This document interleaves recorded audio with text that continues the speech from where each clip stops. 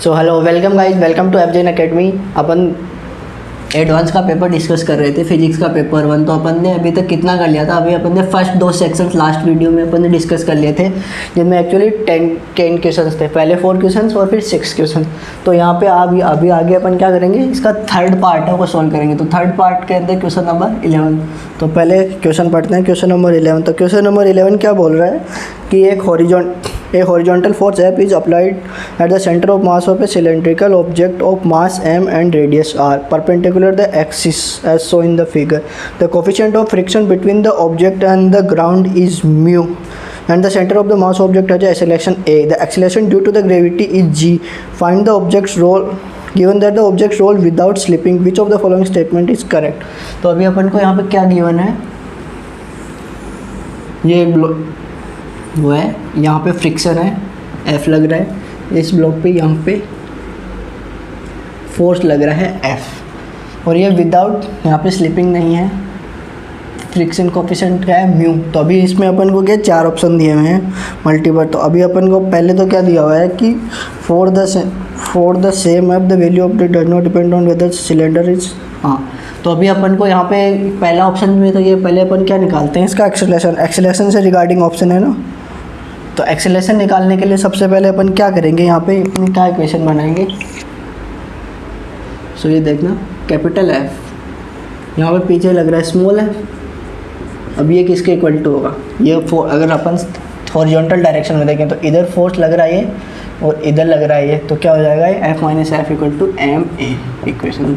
Without slipping घूम रहा है, तो जो यहाँ पे जैसे एक्सेलरेशन है, ये इसकी रेडियस r है, तो यहाँ पे इसका अल्फ़ा होगा, अल्फ़ा से ये वो है, तो अल्फ़ा की वैल्यू क्या होगी, अल्फ़ा इक्वल टू a/r। और अभी अगर अपन इसके ऊपर टॉर्क की इक्वेशन देखें तो टॉर्क की इक्वेशन क्या होगी, यहाँ पे टॉर्क भी तो बैलेंस होना चाहिए ना। तो टॉर्क की इक्वेशन क्या बनेगी यहाँ पे बताओ, F into alpha, sorry not capital F, small f into alpha. मतलब जो ये फ्रिक्शन है इसके कारण इस पे लगेगा, ये किसके इक्वल होगा, सॉरी मैंने गलत लिख दिया, मैं क्या कर रहा हूँ, जो F इंटू आर होगा ये अल्फ़ा, तो ये किसके इक्वल टू होगा, I इंटू अल्फ़ा। मैं आर की जो अल्फ़ा बोल रहा था, आर की जगह, तो मतलब फ्रिक्शन इंटू रेडियस। तो अभी ये 3 इक्वेशन है, इनको अपन को सॉल्व करना है। तो सबसे पहले अपन को क्या करते हैं, इसमें इक्वेशन में अपन को ये F है गिवन है, तो अपन सबसे पहले एक्सीलरेशन निकालते हैं। तो एक्सीलरेशन के लिए क्या करेंगे, इसमें एक्सीलरेशन के लिए क्या होगा, F माइनस स्मॉल f। तो स्मॉल f की वैल्यू क्या आएगी यहाँ से, small f equals to I alpha upon R, I alpha upon R, और अल्फ़ा की जगह अपन रखेंगे a/r, तो ये a अपॉन आर स्क्वायर हो जाएगा। तो यहाँ पे क्या हो जाएगा, capital F minus I A upon R square equals to M into A. तो अभी इसको इधर लाएंगे, क्या हो जाएगा, F equals to A common लिया दोनों में, इधर लाके तो क्या हो जाएगा, ये m plus I upon R square. तो जो एक्सेलरेशन आएगा ऑब्जेक्ट का वो क्या आएगा, acceleration will be F upon m plus I by a square, sorry I by R square. तो ये अपना एक्सेलरेशन हो जाएगा इस ब्लॉक पे। तो एक्सेलरेशन है, पहला ऑप्शन क्या बोला, for the same F the given value it does not depend on whether the cylinder is solid और होलो। तो ये यहाँ पे देखना आई है, तो एम आई पे डिपेंड कर रहा है ना, आई यहाँ पे आई अल्फा में मोमेंट ऑफ इनर्शिया एम आई इस पे डिपेंड करेगा। तो सोलो सिलेंडर होगा या फिर सॉरी होलो होगा या फिर वो होगा, तो दोनों का आई पे डिपेंड करेगा। तो ऑप्शन ए हो गया इसका रॉन्ग अपना। तो अभी दूसरा ऑप्शन क्या बोला है, for a solid cylinder the maximum possible value of a is 2 mu M G. तो इसमें क्या बोल रहा है कि जो ए की जो मैक्सिमम वैल्यू है वो अपन क्या रख सकते हैं यहाँ पे, फॉर कौन सा सिलेंडर है, फॉर ए सॉलिड सिलेंडर। तो अभी ए की ये गिवन वैल्यू है अपन को, अभी अपन को ये पता है, तो ये रखते हैं यहाँ पे। तो जो अपना स्मॉल एफ होता है इसकी मैक्सिमम वैल्यू क्या होगी, म्यू एम जी। अभी अपन इनइक्वालिटी से स्टार्ट करेंगे ना, स्लिप नहीं कर रहा है, तो एफ इज, तो अभी यहाँ पे एफ़ की वैल्यू पुट करनी है। तो एफ़ की वैल्यू क्या है अपना, आई अपॉन आर स्क्वायर। तो ये पुट करते हैं, तो ये क्या आएगा, I A upon R square is less than mu M G. तो फॉलोस वो है, तो क्या हो जाएगा, एम आर स्क्वायर। तो ये इससे कैंसिल हो जाएगा, एम आर स्क्वायर बाई 2 आएगा, तो ये देखना यहाँ पे अपन क्या करेंगे, mr²/2 आ गया, तो r² से r² कैंसिल, m से m कैंसिल और 2 इधर आ जाएगा, तो ये क्या हो जाएगा इधर a इज लेस देन 2, यही बोल रहा है। तो a मैक्सिमम वैल्यू पूछ रहा है ना, a की मैक्सिमम वैल्यू क्या हो जाएगी 2μg, तो ऑप्शन बी करेक्ट हो गया अपना। अभी ऑप्शन सी क्या बोल रहा है, the magnitude of the friction force on the object due the ground is always μmg। यहाँ पे अपन ने देखा कि ऑलवेज μmg नहीं है, μmg तो मैक्सिमम फोर्स होगा, इससे कम भी तो हो सकता है, तो ऑप्शन सी रॉन्ग हो गया। अभी लास्ट ऑप्शन क्या बोला, for a thin hollow cylinder, अगर थिन सिलेंडर है तो यह आ जाएगा यहाँ पे आई क्या हो जाएगा mr² हो जाएगा, तो ये क्या हो जाएगा half m plus mr²/r², r cancel m आ जाएगा, तो ये क्या हो जाएगा f/2m। तो ऑप्शन डी भी इसका करेक्ट हो जाएगा। तो इसमें ऑप्शन बी और डी करेक्ट है। सो क्वेश्चन नंबर 11 में ऑप्शन बी और ऑप्शन डी करेक्ट है। सो ये एकदम रोलिंग का सिंपल क्वेश्चन था, विदाउट स्लिपिंग का था। अभी नेक्स्ट क्वेश्चन कौन सा है, क्वेश्चन नंबर 12 है। तो क्वेश्चन नंबर 12 देखो, अभी क्वेश्चन नंबर 12 में क्या दिया हुआ है अपन को, दो मीडियम दिए हुए हैं अभी, N1 N2 और एयर, 3 मीडियम हो गए वैसे टोटल। तो यहाँ पे अपन को क्या क्या गिवन है कि 3 मीडियम गिवन है, उनसे रिलेटिव मतलब a white slab consist of 2 medium of refractive index N1 N2 placed in the air as shown in the figure. A ray of light eye is incident for a medium N1 and N2 at a angle theta where sin theta is slightly larger than 1/n. Take the refractive index of air is 1. Which of the following statement is correct? अभी अपन को यहाँ पे क्या 3 चीज़ें दी हुई हैं, like ये एक स्लैब है, इसका N1 है राइट, इसका N1, इसका N2 और यहाँ पे एयर है। एयर का 1 है, यहाँ पे ये किसी थीटा एंगल पे आ रही है। तो अभी अपन को ये गिवन है कि इसमें से अभी इस क्वेश्चन में अपन को किसके रिगार्डिंग पूछ रखा था कि ये एयर ये यहाँ पे बाहर किस एंगल पे निकलेगी या क्या। अभी देखना यहाँ पे ये सब थीटा था, ये थीटा डैश हो गया, तो ये भी थीटा डैश होगा। अब ये चाहे कैसा भी हो, ये आर मान लिया इसको, ओके। तो अभी देखना हम स्नेल लॉ के अकॉर्डिंग क्या बोल सकते हैं, यहाँ पे N1 sine theta equal to N2 sine theta dash, और यहाँ पे क्या होगा N2 sine theta dash equal to 1 sine R. तो एक बात तो यहाँ से समझ में आ गई, चाहे N2 की यहाँ पे अपन कोई भी वैल्यू पुट करें, ये दोनों तो ऑलवेज इक्वल होंगे ना, N2 पे डिपेंड नहीं करेंगे, N1 साइन थीटा, और ये यहाँ पे N2 की कोई भी वैल्यू पुट करो, बिकॉज ये अपन को दिया हुआ है कि sine theta is slightly greater then 1/N2। तो यहाँ से अगर अपन क्या बोल सकते 1/N1, तो यहाँ से क्या बोलेंगे N1 sine theta,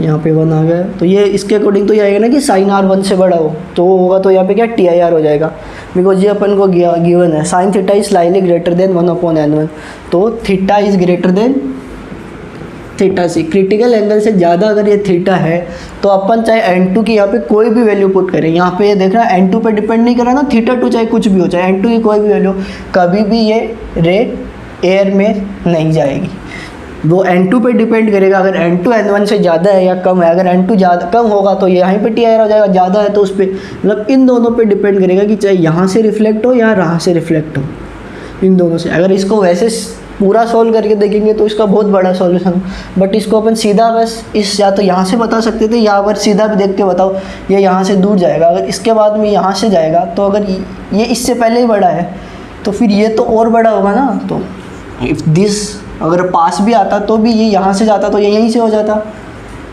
so always, या फिर अगर वैसे नहीं समझ में आ रहा है लॉजिकली, तो या फिर अपन स्नेल लॉ से बोल सकते हैं।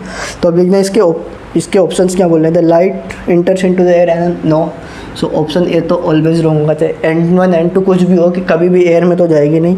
The light is finally reflected back into the medium of refractive index N1 if N2 जा फाइनली ये यहाँ से घूम के वापस इसी में आ जाएगी। ये तो सही है, right. Finally reflect back to the medium of the reflected if N two is, चाहे N1, अभी अपन ने देखा चाहे N2 की कोई भी वैल्यू हो, यहाँ पे TIR चाहे इस पॉइंट पे हो या इस पॉइंट पे हो, ये डिपेंड नहीं करेगा ना, चाहे यहाँ पे हो TIR या फिर ऊपर वाले में हो, कहीं ना कहीं दोनों पोजीशन पे एक जगह तो TIR होगा, तो ये वापस रह जाएगी, या तो यहाँ से आ जाएगी या फिर यहाँ से आ जाएगी, तो ये कभी भी एयर में क्रॉस नहीं करेगी।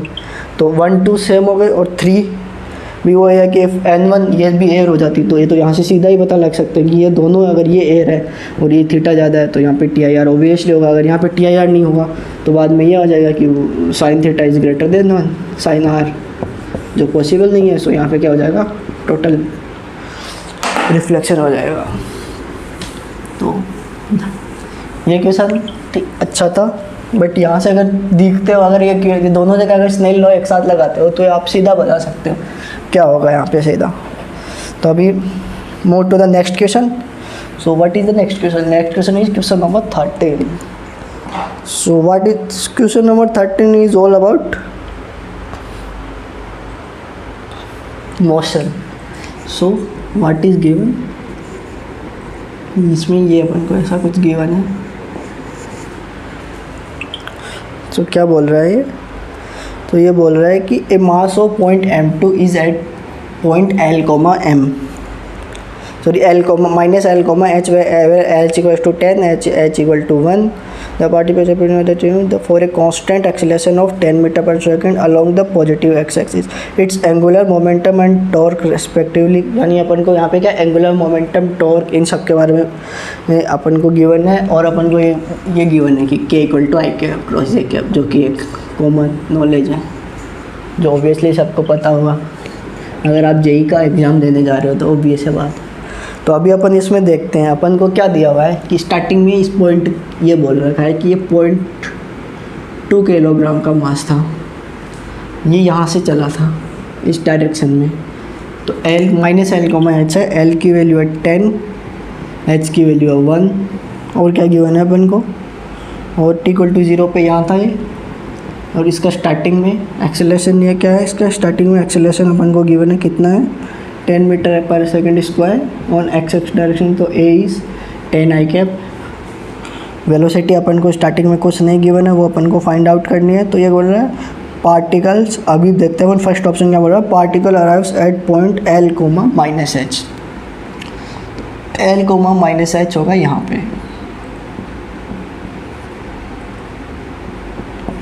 तो ये डिस्टेंस कितनी हो जाएगी, -10 -1 टू 10, -1, तो ये डिस्टेंस हो जाएगी 20, और एक्सेलरेशन कितना है 10, तो 20, हाँ। So S equals to, initial velocity कुछ नहीं है तो S equal to half T square लगाएंगे, तो ये कितना हो जाएगा 20 equals to half into 10 into T square, 544, तो T equals to 2 second. So it will take 2 second to go from point -L, H to L, -H. Okay, so first option is right. So option A is correct. अब second option क्या बोल रहा है, अभी अगला option बात कर रहा है particle passes through the point L, -H पे, L, H ये। अभी यहाँ पे अपन को क्या फाइंड आउट करना है, इस पॉइंट पे अपन को फाइंड आउट करना है इसका टो क्या होता है, R क्रॉस F क्या होगा, M into A। So M 0.2, A 10 I cap, तो ये 2 आई कैप हो जाएगा F। तो F आ गया 2 आई कैप, यहाँ पे R कितना आएगा इस पॉइंट पे, R ये आ जाएगा 10 I cap -1 J cap cross F 2 I cap. अब ये बात पता, I क्रॉस I 0 होगा, और यहाँ पे आ गया J क्रॉस I, तो J क्रॉस I क्या हो जाएगा, -K। I क्रॉस J क्या होता है, तो J cross I -K, minus plus, और ये 1 और 2 2, तो it will be 2K cap. So option 2 is correct. Option 3 क्या बोल रहा है, ऑप्शन 3 बोल रहा है कि L equals to angular momentum at particle L, -H। इसी पॉइंट पे अपन को क्या फाइंड आउट करना है इसका L, H। तो इस पॉइंट एट पे अपन को फाइंड आउट करना है, तो अपन को क्या इस पॉइंट पे वेलोसिटी क्या होगी, v equals to a t, तो v 10 इंटू 20 और l की वैल्यू क्या होगी एंगुलर मोमेंटम की, r इंटू एम वी। तो देखना विद m तो कांस्टेंट है, तो 0.2 r अपने पास आया हुआ है 10i माइनस जे, और ये कितना हो जाएगा v भी इसी डायरेक्शन में है तो 10 20 आई कैप, तो ये हो जाएगा 0.2 इंटू वही J cross I minus minus minus plus 0.2 into 822, तो ये हो जाएगा 4। तो L इज़ 4 के cap. So A right, B right, C right. White about option D. So option D क्या बोल रहा है, 0.0 माइनस एच, तो इस पॉइंट पे अपन को 0 माइनस 1, इस पे अपन को टो की वैल्यू 1 दे रही है। अब 0 माइनस 1 है तो टो कितना हो जाएगा, आर तो कितना हो जाएगा 0 आई के माइनस जे के इंटू इस पॉइंट पे क्या आएगा, सो यहाँ पे वापस आ गए वही पहले वाला। So this is wrong, option D wrong. So answer will be A B C. Now move to the next question, question number 14। So question number 14 में क्या क्या बोल रहा है अपन को, क्वेश्चन नंबर 14 स्क्रीन पे आ रहा होगा, वो बोल रहा है विच of the following statement is correct about the spectrum. एक हाइड्रोजन एटम है, उसके अपन को स्पेक्ट्रम्स गिवन है, उनके रिगार्डिंग अपन को 4 स्टेटमेंट दे रखे हैं। तो ये पहला तो बोल रहा है कि the ratio of longest wave to the shortest wave of the Balmer series. तो यानी एक हाइड्रोजन एटम है तो उसकी बार्मर सीरीज़ का क्या होगा, बार्मर सीरीज़ का क्या फॉर्मूला यूज़ करेंगे, हाइड्रोजन तो ये 1/λ equal to r into 1 minus जिससे भी लेंगे अपन, यही तो लगाएंगे अपन। तो अब इसके लिए अपन को क्या क्वेश्चन में दे रखा है, the ratio of the longest wave to the shortest wave. अभी अब देखना लॉन्गेस्ट निकालना है अपन को या शॉर्टेस्ट निकालना है, अभी देखना। सो जो लॉन्गेस्ट तो आएगी जब अपन 3 से आएंगे, 3 से 2 में जाएंगे, और शॉर्टेस्ट आएगी जब इनफाइनाइट से 2 में जाएंगे। तो क्या हो जाएगा ये 1/λ शॉर्टेस्ट के लिए s, ये इनफाइनाइट का स्क्वायर होगा, तो इनफाइनाइट का स्क्वायर 0, तो ये r/4 हो गया। और जो लॉन्गेस्ट होगा उसके लिए क्या करेंगे, यहाँ पे 2 का स्क्वायर माइनस 1/3 का स्क्वायर करेंगे, तो ये r, ये 4 आएगा, ये 9 आएगा, तो 4 9 का कितना आ जाएगा 36, तो ये ऊपर चला जाएगा 9 माइनस 4, तो ये 5/r इंटू 5/36। तो अभी अपन को किसका रेशियो पूछा है, लॉन्गेस्ट टू शॉर्टेस्ट। अब देखना लॉन्गेस्ट टू शॉर्टेस्ट, तो अभी अपन क्या करेंगे, इसको इससे डिवाइड करेंगे, तो क्या आ जाएगा λl ऊपर चला जाएगा, λs नीचे आ जाएगा, r/4 इंटू अपॉन 5r/36। तो 4 से 36, r से r, तो ये 9, तो 9/5। तो lambda longest upon lambda shortest कितना आ जाएगा 9/5। अब दूसरा ऑप्शन क्या बोल रहा है इसका, दूसरा ऑप्शन क्या बोल रहा है, the wavelength of Lyman series, नहीं there is a overlap between wavelength ranges of Balmer and Paschen. तो दूसरा गलत है, दूसरा वैसे मेमोरी बेस्ड भी बोल सकते हो तो, या फिर फाइंड आउट कर लो कि इसका लॉन्गेस्ट और उसका शॉर्टेस्ट देखोगे तो वो दोनों एक दूसरे के साथ ओवरलैप नहीं करेंगे। तो option B is wrong. Now option C, the length of Lyman series are given by 1 plus m square lambda naught, where lambda is the shortest wavelength and m is antenna. पहले बात तो ये ऐसा होता है,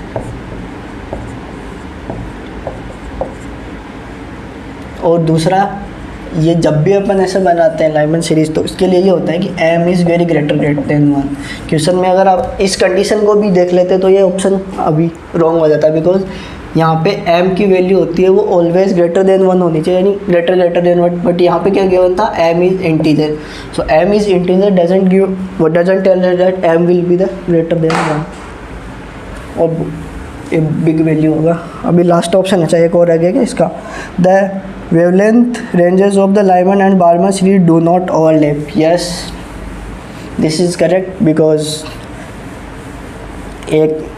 एक तो अपने विजिबल स्पेक्ट्रम में आ जाती है और दूसरी है वो अल्ट्रावायलेट में, तो ऑब्वियसली वो दोनों की दोनों ओवरलैप नहीं करेंगी, तो इसमें क्या हो जाएगा ए और डी। तो ये kind of memory based question भी था, you can say that, because इसमें सारे फॉर्मूलाज का यूज़ हो रहा है। अब नेक्स्ट क्वेश्चन है, नेक्स्ट क्वेश्चन क्या है, मैग्नेटिज्म। उसमें क्या बोल रखा है, तो नेक्स्ट क्वेश्चन में क्या बोल रखा है,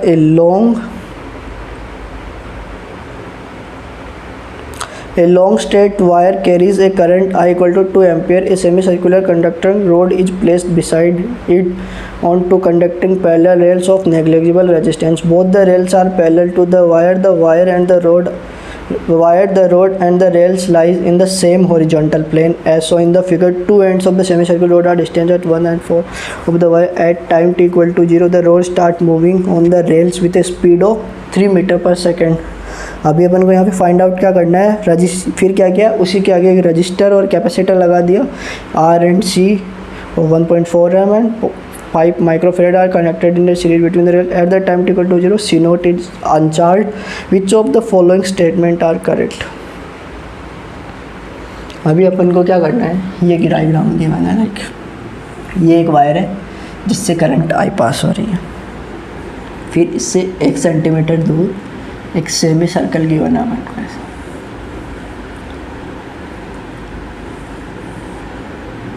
इस सेमी सर्कल को ऐसे वायर से आगे एक कैपेसिटर और एक रेजिस्टेंस के थ्रू कनेक्ट कर दिया। अभी क्या बोल रहा है ये, इसको अपन क्या कर रहे हैं, 3 मिनट इसको अपन ऊपर की तरफ 3 मीटर पर सेकेंड से ले जा रहे हैं। ये डिस्टेंस 1 है, ये डिस्टेंस 4 है। तो अभी यहाँ पे इसमें क्या मोशनल ईएमएफ होता है, मोशनल ईएमएफ क्या होगा, BBL, बट यहाँ पे देखना हर पॉइंट पे B अलग अलग होगा, तो अभी यहाँ पे अपन DE निकालें, तो DE क्या होगा, किसी पॉइंट के ऊपर DB है, अगर यहाँ से इस पॉइंट पे DB है इसके कारण, तो DB क्या हो जाएगा, DB इंटू VL। तो अभी अपन को E निकालना है, तो E के लिए क्या करेंगे, देखा V कांस्टेंट है तो V को तो बाहर ले जाएंगे 3, यहाँ पे L चेंज हो रहा है ना, BVL, L तो चेंज हो रहा है ना इसके साथ। तो अभी देखना अभी क्या करेंगे अपन यहाँ पे, अभी अपन इसका करेंगे इंटीग्रेशन, यहाँ पे देखना BVL, तो यहाँ पे B इंटू DL लेते हैं ना, या तो DBL या BDL लेते हैं ना, ये DL के ऊपर B है तो BDL हो जाएगा। अभी देखना अपन करते हैं, यहाँ पे मैंने उल्टा लिख दिया हुआ है यहाँ पे, इसको B को, अभी देखना यहाँ पे E कितना आ जाएगा, देखना B क्या होता है, म्यू नॉट I अपॉन एक वायर के कारण, इन्फाइनाइट वायर है इसके कारण R डिस्टेंस में क्या होगा, mu naught I upon R, DR into V। अभी V बाहर रखेंगे, mu naught I DR upon R, ln R,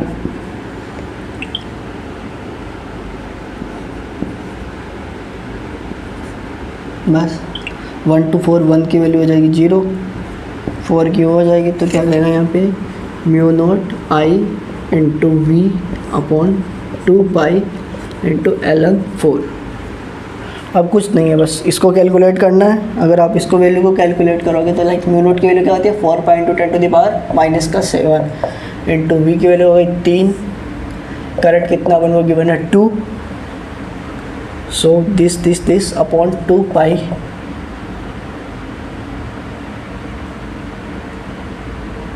into ln 4, या फिर इसको चलो चलते लिख देते हैं।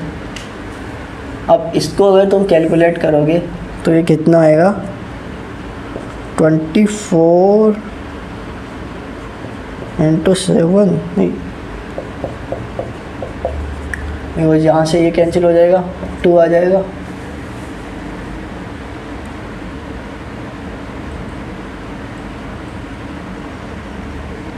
और इसकी वैल्यू 0.7 हो जाएगी लगभग।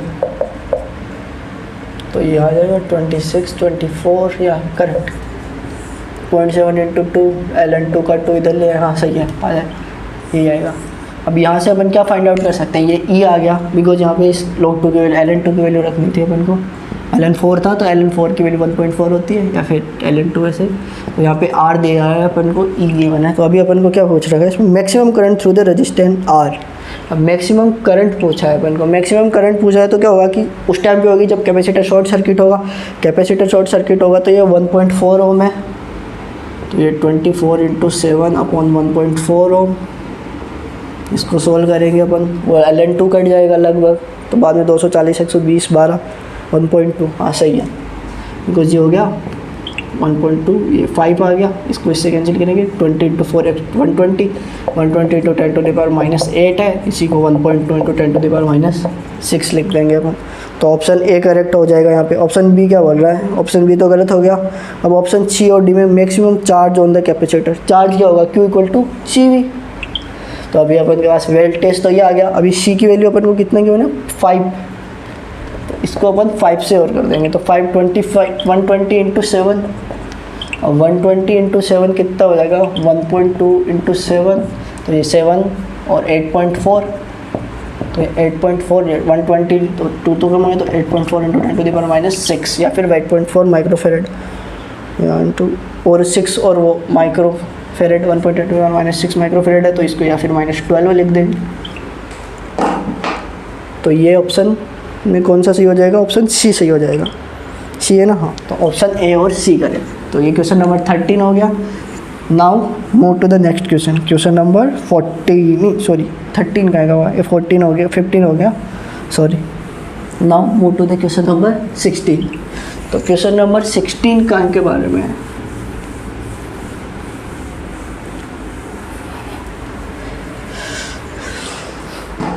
तो क्वेश्चन नंबर 16 का के बारे में अभी देखते हैं हम। तो क्वेश्चन नंबर 16 में क्या गिवन है कि एक सिलेंड्रिकल ट्यूब है with a base as shown in the figure is filled with the water, it is moving down with a constant acceleration of a at a fixed inclined plane with angle 45 degree, P1 and P2 are pressure at point P1 to respectively located that the beta equals to P1। अपन एक इसमें value दी है इन्होंने, beta equals to P1 minus P2 upon rho GD।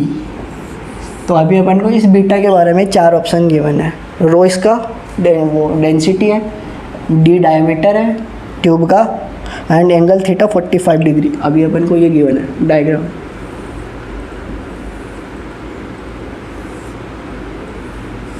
ये 45 है, देखना ये 45 होगा। तो अभी आगे देख लेते हैं।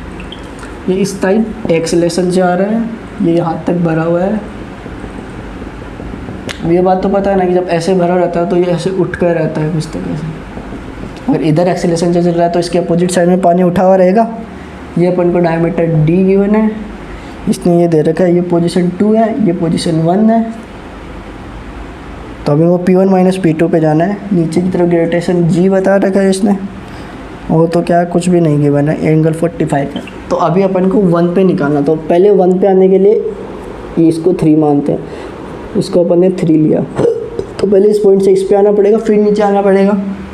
बिकॉज अगर ऐसे प्रेशर नापना, अगर अपन को एक्सेलरेशन में प्रेशर देखना है ऐसे किसी में, तो इन दोनों पॉइंट पे पहले प्रेशर देखेंगे ना, सेम इक्वल पॉइंट्स पे। तो इन दोनों में बीच में कितना डिफरेंस होगा। अब देखना यहाँ पे A है, तो इस साइड A है, सॉरी इस साइड A है, तो इस साइड A/√2 45 है ना, और इधर भी A/√2। तो अब देखना अगर बॉडी इधर आ रही है, नीचे आ रही है, तो क्या होगा, इसके कारण ये G कम हो जाएगा। तो एक G की जगह कितना हो जाएगा, G माइनस A/√2 हो जाएगा वर्टिकल डायरेक्शन में। तो ये क्या हो जाएगा, P1 और P3 में से प्रेशर P3 पे P1 पे ज़्यादा होगा, तो P1 minus of P3, P1 minus P3 क्या होगा, रो। G की जगह अपन क्या रखेंगे, G minus of A/√2 multiply by the डायम D। अब देखना यहाँ पे D कैसे है, मैंने इस हाइट को D यूज़ किया, वाई। अब देखना ऐसे है ट्यूब, ऐसे ये प्लैंक है, तो ये 45 है, तो ये एंगल 45, तो ये D है, तो ये 45, तो ये और ये दोनों लेंथ D होगी ना सेम, वो जो 45 का एंगल है यहाँ पे। तो P1 minus P3 equation first. Equation second कहाँ के लिए, अभी अपन को एक इक्वेशन P1 माइनस P2 के टर्म में लाना है ना, तो यहाँ से अपन ने ये किया ना, यहाँ अब इन दोनों में देखते हैं। तो यहाँ पे हो जाएगा, अगर हॉरिजॉन्टल डायरेक्शन में 2 पॉइंट है और इधर जा रहा है, तो P1 और P3 में से किस पॉइंट पे प्रेशर ज़्यादा होगा? ओब्वियस है पॉइंट 2 पे प्रेशर ज़्यादा होगा, ऐसे जा रहा है तो पीछे की तरफ लगेगा। तो P2 इन दोनों में से किस पॉइंट के ऊपर ज़्यादा होगा प्रेशर? ये इक्वेशन तो सही लिखी है ना अपन ने, P1 minus P3 minus P1 minus P3, यहाँ पे P2 माइनस P3 बस 2 पे तो ज़्यादा होगा प्रेशर। अभी बात कर रहे हैं ये कितना होगा, रो एक्सेलरेशन देखना, हॉरिजॉन्टल में कितना आया था अपने a/√2। अब देखना यहाँ से अपन को P1 माइनस P2 चाहिए, तो P1 माइनस P2 के लिए ये सिम नेगेटिव करेंगे, तो P1 माइनस P2। देखना रो और D को तो बाहर रख देते हैं हम, तो यहाँ पे रो D को बाहर रख दिया, तो यहाँ क्या बचा, G माइनस, अभी अपन ने किस क्या किया, a/√2 माइनस ऑफ a/√2, तो ये क्या हो जाएगा, रो D into G minus 2a/√2 आया, तो ये √2a हो गया। अभी अपन को क्या करना है, P1 minus P2 upon rho D जी, तो यहाँ से अपन G कॉमन निकालेंगे तो क्या हो जाएगा, rho D G into 1 minus √2a/g। इसको नीचे ले जाएंगे तो क्या आ जाएगा, इसको इसके नीचे ले आएंगे तो क्या आ जाएगा, P1 minus P2 upon rho D G equals to 1 minus √2a/g। तो अपने पास बीटा की वैल्यू क्या आ गई, 1 माइनस √2a/g। तो पहला ऑप्शन क्या बोला, बीटा इक्वल टू 0, बीटा को 0 करेंगे तो यहाँ पे क्या आ जाएगा, g इक्वल टू √2a या फिर a इक्वल टू g/√2। तो ऑप्शन ए करेक्ट ना, ऑप्शन बी ना, जब बीटा एग्जैक्ट 0 होता है तब आ रहा है ना a/√2, तो और किसी पॉइंट पे थोड़ी आएगा। ये तो बोल रहा है कि जब बीटा इज ग्रेटर देन 0 होगा तो यहाँ पे क्या होगा कि ये लेस देन हो जाएगा। अब थर्ड क्या बोल रहा है, beta equal to √2 minus 1 upon √2। Beta की वैल्यू क्या बन रहा है, 1 minus √2a/g equals to √2 minus 1 upon √2। इसी चीज़ को लिख देंगे अपन 1 माइनस 1/√2, तो कैंसिल हो जाएगा। तो √2a/g इक्वल्स टू 1/√2, तो ये √2 मल्टीप्लाई हो जाएगा, तो a इक्वल्स टू g/2। तो यहाँ पे ऑप्शन सी करेक्ट, तो A correct, C correct, D क्या बोल रहा है, बीटा इक्वल टू 1/√2, 1/√2 रखेंगे तो क्या आएगा, √2a/g a इक्वल टू 1/√2 है, तो ये क्या बोल रहा है, इससे आना क्या चाहिए, g/2। यहाँ से g/2 तो कभी नहीं आएगा, ये equal to, so option D is wrong. तो इसमें 2 ऑप्शन सही होंगे, ऑप्शन ए एंड ऑप्शन सी।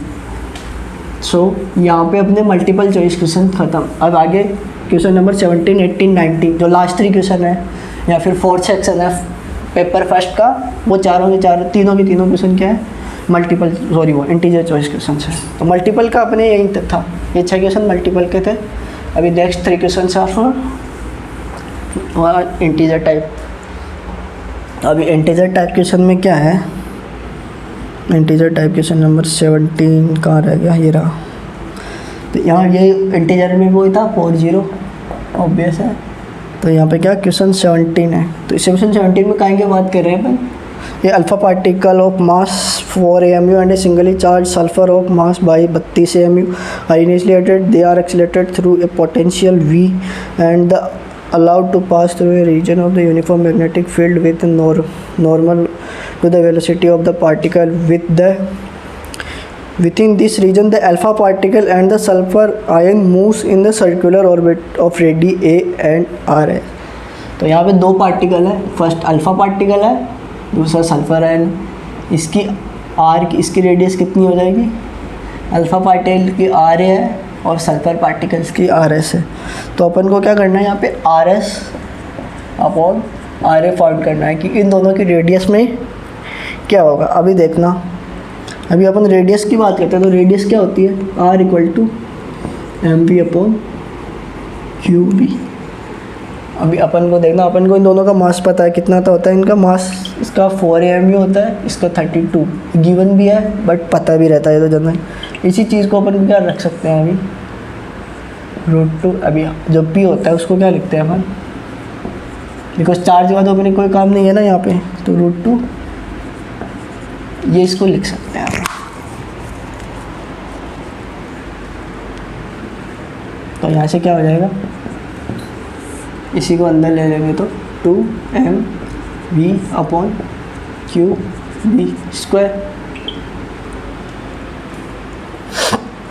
तो अभी अपन को क्या करना है,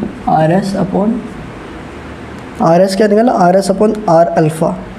तो RS/R अल्फ़ा निकालना है, और कुछ गिवन है अपन कुछ,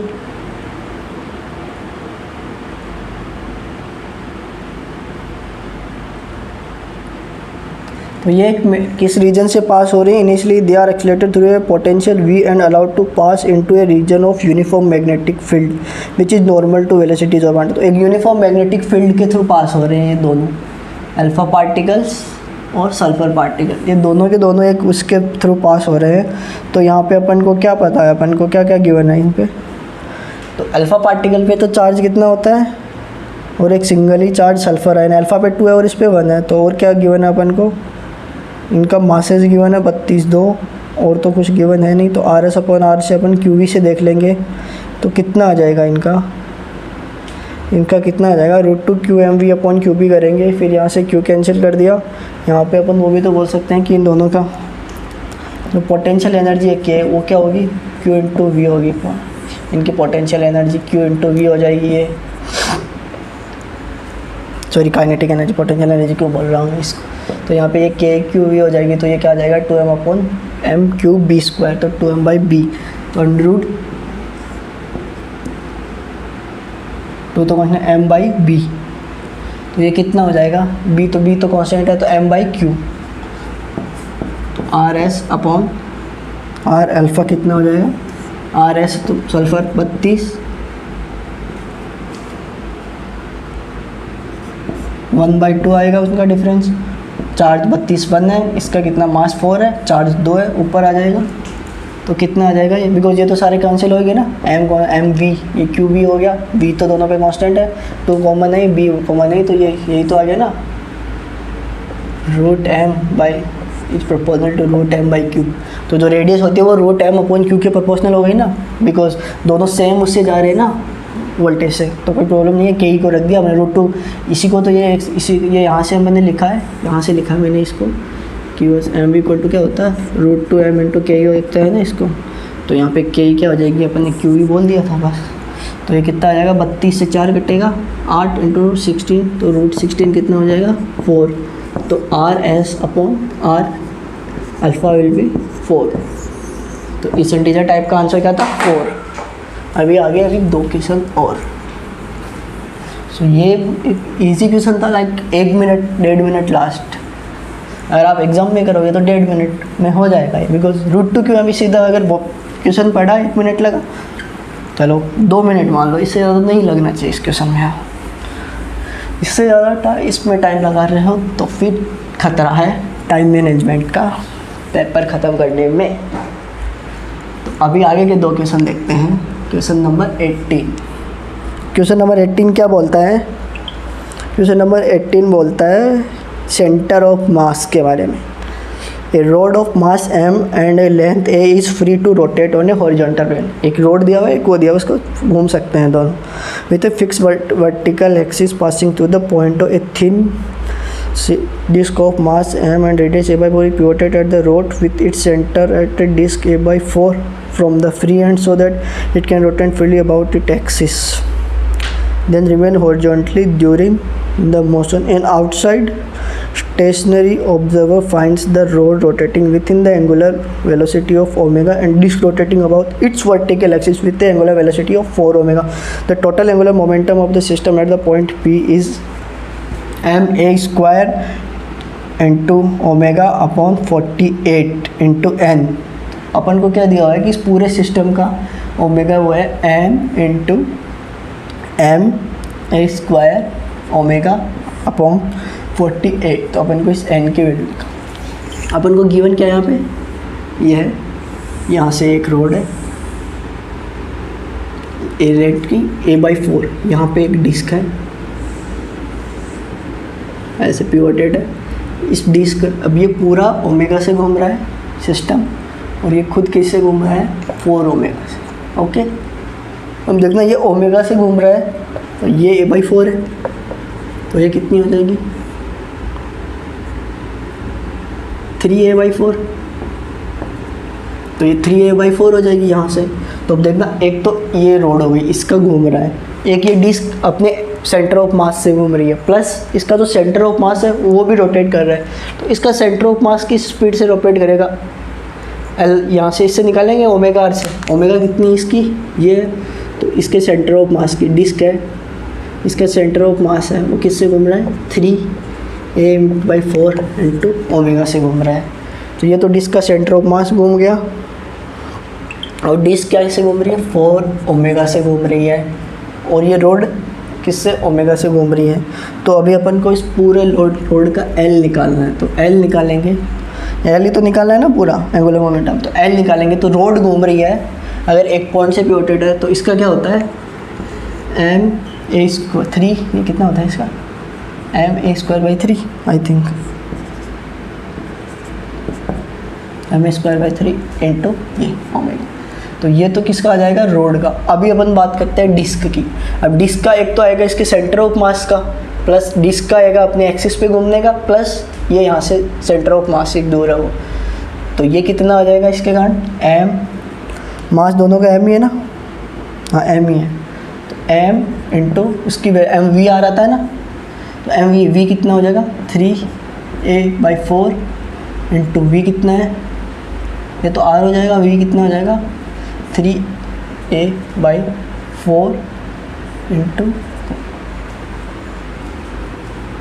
प्लस क्या आएगा इसका, इसकी सेंटर के अकॉर्डिंग, तो वो कितना आता है ma², तो a कितना आ जाएगा A/4 का स्क्वायर अपॉन 2 इंटू इसकी ये कितनी आ जाएगी 4 ओमेगा। अब इसको सोल्व करना है, तो ये हो जाएगा ma² इंटू ये तो सब में आएगा, तो ये आ जाएगा 1/3, यहाँ से क्या आ जाएगा 3/4 का स्क्वायर, दोनों से ma² तो बाहर चलेगा, प्लस यहाँ से कितना आएगा 1/4 का स्क्वायर, 1/4 का नहीं सॉरी 1/60, एकदम 1/4 का स्क्वायर 1/16, 1/16 1/32, और ये कितना हो जाएगा 1/32, और ये 1/8, तो ये कितना हो जाएगा 1/3 प्लस 9/16 प्लस 2/16, देख लें ये 48 आ जाएगा। तो अभी तक तो सही है, यहाँ आ जाएगा 16, यहाँ आ जाएगा 27, 9 3 जा, यहाँ पे कितना आ जाएगा 6, कितना हो जाएगा 30, 33 और 16 9 4 49, तो ये 49/48, और अपन ने m कॉमन के लिया था वहाँ पे ma² है, ma² का, तो n की वैल्यू कितनी आ गई अपने 49। तो बस इसमें क्या पता होना चाहिए कि ये L रहता है, अगर ये इसका सेंटर ऑफ मास घूम रहा है तो क्या होगा उसके एक्सिस के regarding, plus mv into R. तो यहाँ पे देखना mv इंटू आर, अगर अपन ने यहाँ पे ma²/3 रखा था, अगर अपन यहाँ ma²/3 नहीं रखते, अगर ये रखते अपन ml²/12 plus ma half ma, तो वही आता mvr इसके रेगुलर, तो 1/4 वो आके होके वही आ जाता। अभी लास्ट क्वेश्चन, तो ये ना क्वेश्चन नंबर 19, तो फिजिक्स का पेपर 1 का लास्ट क्वेश्चन था इंटीजर टाइप का, क्वेश्चन नंबर 19। तो क्वेश्चन नंबर 19 में क्या पूछा है अपन को, क्वेश्चन नंबर 19 है हीट से। तो इसमें क्या गिवन है अपन को, a small object is placed at the centre of a large vacuated hollow spherical container Assume that the container is maintained at the 0 Kelvin at t equal to 0. The temperature of the object is 200 Kelvin. The temperature of object become 100 Kelvin at t equal to T1 and 50 Kelvin at t equal to T2. Assume that the object and the container to be ideal black bodies. तो बहुत सारा black bodies. The heat capacity of the object does not depend on the temperature. यानी heat capacity change नहीं हो रही है temperature के साथ. यहाँ पे अपन हीट कैपेसिटी का क्या काम मिलेंगे वो भी देखते हैं आगे. तो सबसे पहले क्या हुआ कि एक लार्ज होलो सिलेंडर है और यहाँ पे एक बॉडी की बन रखी हुई है. एक 0 से केल्विन पे कौन सा है, बाहर वाला है ना, ये 0 केल्विन पे है. इसका कितना है, 200 केल्विन है. तो T इक्वल टू T1 पे it becomes 100 Kelvin and at T equal to T2 पे इट बिकम्स 50 Kelvin. तो अभी अपन को यहाँ पे निकालना क्या है, T2 बाई T1. अभी देखना एक इक्वेशन होती है dq equal to sigma T की power 4 into A into E. तो ब्लैक बॉडी तो 1 हो जाएगा. और एक इक्वेशन होती है dq अपॉन dt. हीट के ये क्या होती है, माइनस का ms इंटू dt. सॉरी ये क्या कर दिया मैंने, गलत लिख दिया. ये इक्वेशन गलत लिख दी. तो वेट तो ये हो गया dq equal to a sigma dt. और एक क्या आ जाती है यहाँ पे हीट कैपेसिटी की इक्वेशन क्या आ जाएगी, माइनस का dq इक्वल टू माइनस का ms. इन दोनों इक्वेशन को अपन इक्वल रख देंगे तो क्या आ जाएगा,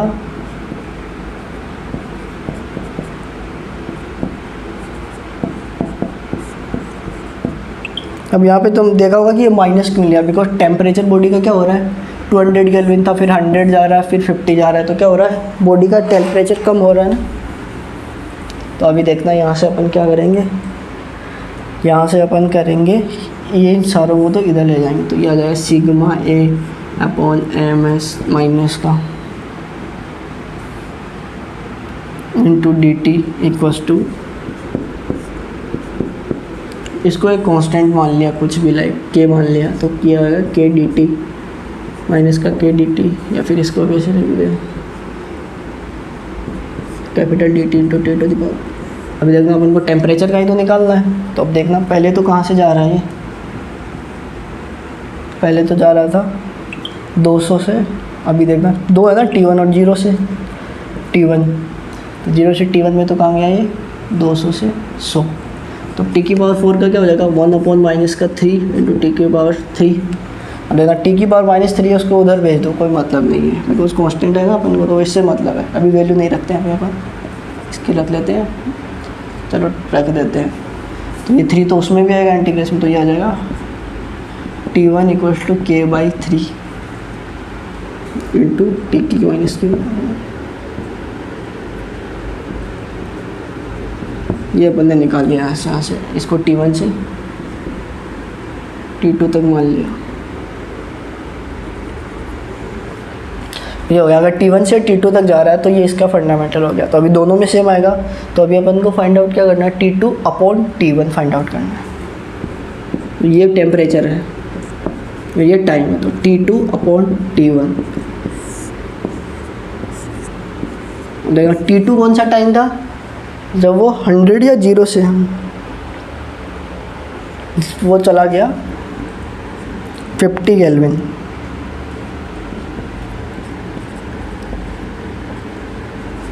वो यहाँ पे चला गया, वो T1 में कितना गया, 100 केल्विन. अब देखना 200 टू द पावर 4 से इसको मल्टीप्लाई कर देंगे ऊपर नीचे, ताकि थोड़ा सा इजी हो जाए अपने लिए. तो ये थोड़ा सा क्या खूब इजी हो जाएगा. तो यहाँ पे तो कितना आ जाएगा, 4 की पावर 3 -1 अपॉन 2 की पावर -1. तो ये कितना हो जाएगा, 64 - 1 63, 8 - 1 7. तो 63 divided by 7 9. So T2 upon T1 is 9. So this is how paper 1 is completed. So ये पेपर था, ये एडवांस का पेपर फर्स्ट। अभी आगे नेक्स्ट वीडियो में अपन पेपर 2 डिस्कस करेंगे। Paper 1 not too easy neither too hard, like moderate paper था पूरा। 1 घंटा, अगर 1 घंटा 10 मिनट दे इजीली अच्छे से सॉल्व हो सकता था, फुल कंसंट्रेशन के साथ करें। मेमोरी बेस्ड क्वेश्चन में ज़्यादा कुछ नहीं था। मेन मेमोरी बेस्ड क्वेश्चन उसको बोल सकते हो हाइड्रोजन वाला, जिसमें अपन वेवलेंथ वगैरह, बामर, सीरीज, लाइमन, उन सब के बारे में बात की थी। बाकी पूरा का पूरा पेपर लाइक कॉन्सेप्ट पे बेस्ड था। So thank you guys, thanks for watching this video. Please subscribe our channel. Thank you.